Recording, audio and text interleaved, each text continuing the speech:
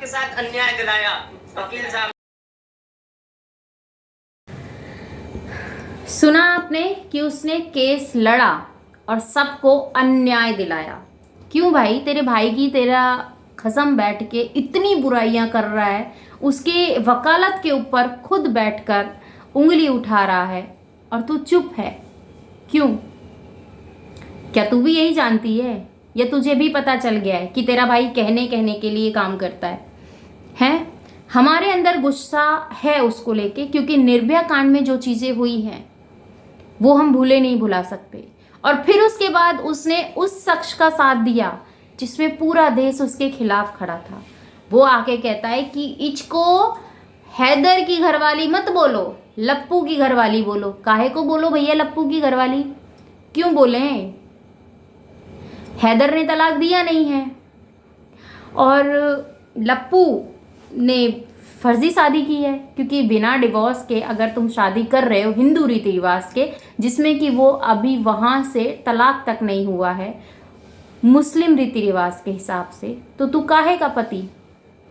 काहे का पति?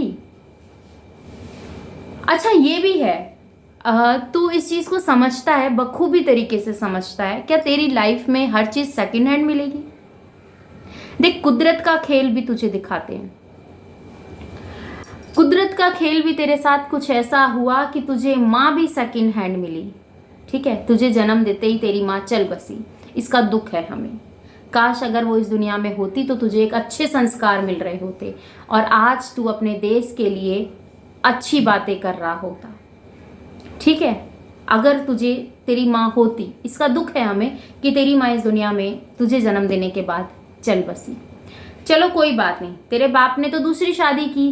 तू लोगों पे तोहमत लगाता है कि इसकी 10-10 बीवियां होंगी, इसके 10-10 बाप होंगे, ये एक बाप की तो औलाद है ही नहीं। तो मैं एक बात बता दूं, लोगों को बोलने से पहले ना, पहले अपने गिरीबान में झांक। पहले अपने गिरीबान में झांकना चाहिए इंसान को कि वो कितना सच बोल रहा है और कितना झूठ बोल रहा है। तेरी माँ भी सेकंड हैंड, तुझे बाइक भी सेकंड हैंड मिली, तुझे लुगाई भी सेकंड हैंड तो नहीं कहेंगे, ना जाने कितनों की हैंड तुझे मिली, और हैदर के बच्चे तुझे मिले। ठीक है, अब मैं क्या ही बोलूं। घर जो तेरे बाप ने गिरवी रख दिया था वो भी भगोड़ी ने आके छुड़वाया, तो घर भी सेकंड हैंड। मतलब तेरे पास तेरा कुछ है, तेरा अपना कुछ वजूद है। सोच के बता एक बार, और आप सब भी सोच के बताइए, क्या इसका अपना कुछ वजूद है? देख, बोलने के लिए इंसान अगर लाइव में आकर बैठता है तो तुम बहुत वाहियात तरीके से तुम आजकल भारत की बहन बेटियों, भारत के भाइयों को गाली दे रहे हो।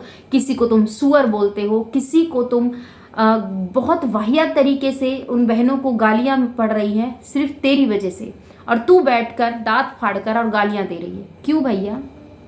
हमारा ही देश का खाया और हम ही पर घुर्राया, ये तो बर्दाश्त नहीं होगा भारत की जनता को। यहाँ पर जितना प्यार देना जानते हैं ना, उतनी ही जल्दी, कहते हैं ना, जितनी जल्दी सिर पे बिठाते हैं उतनी जल्दी नज़रों से भी गिरा देते हैं। वो बात है, बशर्ते सच्चाई सामने आनी चाहिए, और तेरी सच्चाई तो ऐसी ऐसी करतूतें सामने आई है कि अब क्या ही बोला जाए। और इसमें तो उसको बोलती है कि वो तेरे जो तेरा एक्स हस्बैंड है उसका भाई था। तो भैया चलो, भाई था, दोस्त था, यार था, कुछ भी था, तो तुझे तेरे बिस्तर तक नहीं लाना चाहिए था ना। अपनी मर्यादा हर एक औरत को पता होनी चाहिए। देखो, आजकल औरत को जीने के लिए ये चीज़ें मैं कहूँगी कि अपनी ज़िंदगी एक बार मिलती है, उसको जीना चाहिए।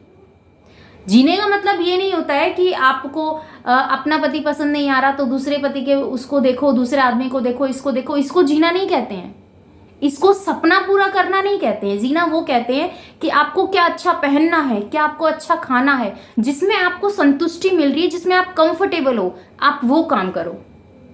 ना कि भैया तुम घर में ही मुजरा करने लग जाओ और घर में ही वो खोल के बैठ जाओ, तो वो सब चीज़ें अच्छी नहीं लगती हैं। वो सब चीज़ें कहीं ना कहीं आपके कैरेक्टर को डिसाइड करती है। कभी भी कपड़े में नुक्स नहीं होता, कभी भी कपड़े में नुक्स नहीं होता। लोग कपड़ा पहनते हैं तन ढकने के लिए, पर कुछ लोग ऐसे हैं जो कपड़ा उतारते हैं अपनी नुमाइशी करने के लिए।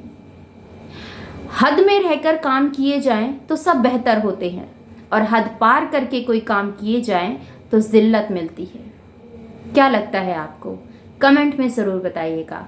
आपके कमेंट्स का मुझे इंतज़ार रहेगा। मिलती हूँ आपसे अपनी नेक्स्ट वीडियो में। अपना और अपनों का ख्याल रखिएगा, दुआओं में मुझे याद कीजिएगा, और सब्सक्राइब करने में काहे को कंजूसी कर रहे हैं? कर दीजिए जल्दी से सब्सक्राइब, बेल आइकन ऑल पे क्लिक कर दीजिएगा, और आपके कमेंट्स के मुझे इंतज़ार रहेगा।